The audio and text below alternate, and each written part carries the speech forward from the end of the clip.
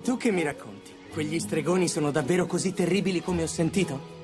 Sono molto peggio, Brandon. Dovevi vederli. Sono forti, sono terribilmente cattivi, sono... Andate via, Stella, sta tranquilla. E poi qual è il problema? L'importante è che alla fine siate sempre voi a vincere. Anche quando vincere significa rimanere a terra senza fiato dopo che i tuoi nemici hanno deciso di risparmiarti la vita.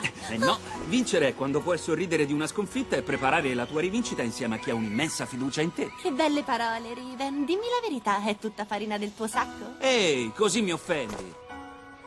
Ok, me l'ha scritta Elia. Lo sai, lui è più bravo di me in questo genere di cose. E tu non mi saluti, Timmy? Ma qui c'è un'alterazione del propulsore nella sezione 1701. Sì, una distorsione a livello submolecolare. Un'anomalia insolita ma non rara dei motori transdimensionali, ma il sistema di autodiagnosi della nave ripristinerà ogni funzione. Tempo stimato per questa operazione. Considerando la durata della nostra conversazione, scadranno esattamente Adesso.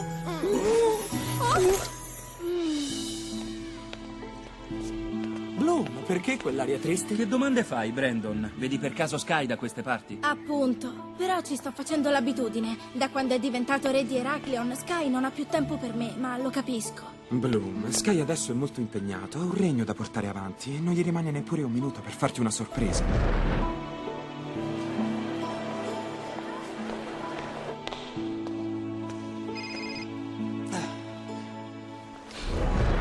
Dolci fate e nobili specialisti! Ecco a voi Sky, signore di Heraklion.